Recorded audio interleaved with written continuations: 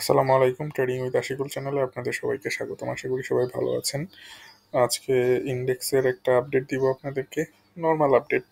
এই সামনের সপ্তাহে কি হতে পারে সেই ব্যাপারে আলোচনা করব এবং কিভাবে আপনারা বাইসেল করতে পারেন সেই ব্যাপারটা নিয়েও ডিসকাস করার চেষ্টা করব। এবং একটা জিনিস নিয়ে আলোচনা করব, সেটা হচ্ছে যে আমাদের বাজারের যেই প্রবলেমগুলো হচ্ছে এখন, বিএসইসিতে যেই অস্থিরতাটা চলছে সেই অস্থিরতা নিয়েও কিছু জানার চেষ্টা করব। তো ইন্ডেক্সের আপডেটটা যদি আমরা দেই, তাহলে আমরা দেখতে পারি যে বৃহস্পতিবার আমাদের ইন্ডেক্স কি করেছে। দেখেন, বৃহস্পতিবার সকাল থেকে ইন্ডেক্স বেড়েছে, খুবই বেড়েছে।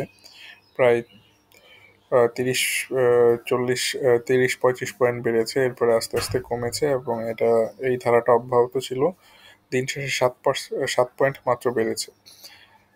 মাত্র 350 কোটি টাকার মতো লেনদেন হয়েছে। তার মানে আপনারা দেখতে পাচ্ছেন যে মোটামুটি লেনদেন একেবারে তলানিতে চলে গিয়েছে। তো উইকলি চার্টটা আমরা দেখার চেষ্টা করব। দেখি যে যেহেতু একটা সপ্তাহ শেষ হলো, উইকলি চার্টে এই জিনিসটা কি শো করছে, আমরা কি দেখতে পাচ্ছি। সব কিছু বাদ দিই এখান থেকে মোটামুটি, কারণ এগুলা নিয়ে বহু আলোচনা হয়েছে। এগুলো আস্তে আস্তে একটু কেটে দিই দেখার সুবিধার জন্য।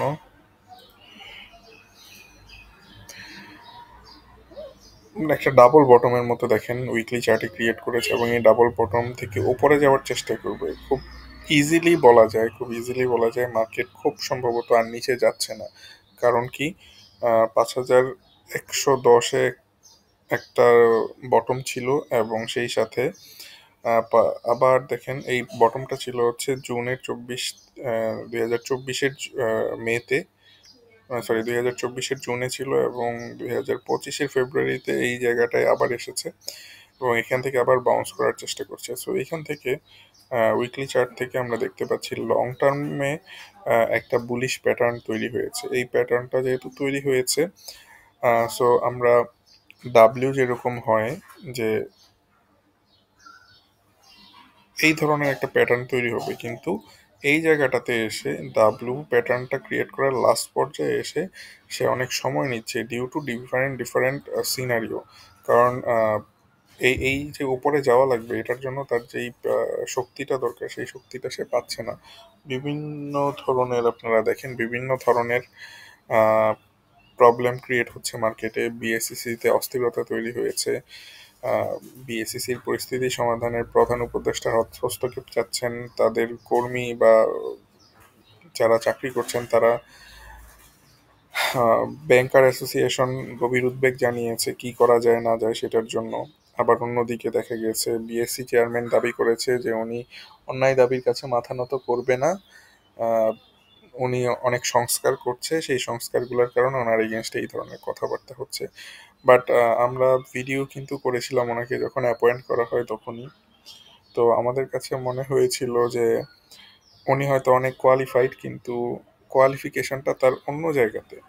পুঁজিবাজার রিলেটেড কোয়ালিফিকেশনটা ওই লেভেলের হয়তো না, যেই কারণে সবাই বলা বলি করছে যে উনি যেই ডিসিশনগুলো নিচ্ছেন এগুলো পুঁজিবাজার বাজার বান্ধব হচ্ছে না এবং এতে সাধারণ বিনিয়োগকারীদের স্বার্থ রক্ষা হচ্ছে না। সো দ্যাটস ওয়াই আসলে দেখা যাচ্ছে যে বিভিন্ন ধরনের ইস্যু ক্রিয়েট হচ্ছে মার্কেটে।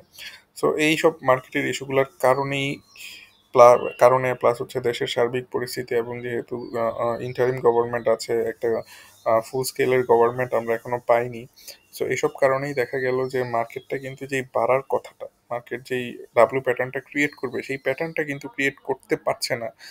ইন্টারিম গভর্নমেন্ট আসার পরে একটা ট্রাই করেছিল, কিন্তু অস্থিরতার কারণে কিন্তু এই ট্রাইটা হলো না। এটা হচ্ছে মনস্তাত্ত্বিক একটা অ্যানালাইসিস। এই প্যাটার্নটা হয়তো ক্রিয়েট করবে, কিন্তু এই এই জায়গাটাতে সময় নিচ্ছে, মানে লাস্ট পার্টটা হতে সময় নিচ্ছে। যখন লাস্ট পার্টটা আপনারা দেখতে পাবেন যে এরকম একটা পার্ট তৈরি হবেই ইনশাল্লাহ। সো তখন গিয়ে আমরা মার্কেট থেকে বেশ ভালো পরিমাণ গেইন পাবো। আর এই গেইনটার জন্য আপনাদের এখন ওয়েট করতে হবে এবং এইরকমভাবে বিনিয়োগ করতে হবে যে এই বিনিয়োগ থেকে আপনাদের টাকাটা লস না হয়, আপনারা যাতে মার্কেটে টিকে থাকতে পারেন সবসময় এই চিন্তা করবেন। অনেক বেশি বেড়ে গেছে এই ধরনের শেয়ারগুলোতে না যেগুলো নর্মাল শেয়ার, আমাদের পোর্টফোলিও অ্যানালাইসিস মানে পোর্টফোলিও ম্যানেজমেন্টের একটা টিউটোরিয়াল চলছে, ওইখানেও কিছু জিনিস দেখানো হয়েছে, ওই জিনিসগুলোর দিকে খেয়াল রাখবেন। ওভার ট্রেডিং করবেন না, ওভার ট্রেডিং থেকে বিরত থাকবেন, টাকাটা সেফ রাখবেন যাতে যখন মার্কেটটা উপরের দিকে যাওয়া স্টার্ট করবে তখন যেন আপনি মার্কেটে এন্ট্রি নিতে পারেন। তো কখন যাবে সেই জিনিসটা বলাই বাহুল্য। উপরে বেশ কিছু রেজিস্ট্যান্স রয়েছে, 5250-এর রেজিস্ট্যান্সটা তো আছেই। এটা মনে করছিলাম ব্রেক করছে, কিন্তু আলটিমেটলি ব্রেক করে নাই, আবার নিচে আসছে। দেখা যাক সামনের সপ্তাহে এইটা ব্রেক করে উপরের দিকে যেতে পারে কিনা। যদি উপরের দিকে যায় তাহলে আমরা 5350-এ আরেকটা রেজিস্ট্যান্স পাবো, খুব সম্ভবত এই রেজিস্ট্যান্সটা পাবো। দেখি সামনের দিনগুলোতে বা সামনের সপ্তাহে কি হয়, আমরা ওয়ান বাই ওয়ান দেখে দেখে তারপরে হচ্ছে ডিসিশন নিব যে কিভাবে সামনের দিনগুলোতে মার্কেটে আগাবো। তো এই ছিল আজকের আলোচনা। সবাই ভালো থাকবেন, সুস্থ থাকবেন। আল্লাহ হাফিজ।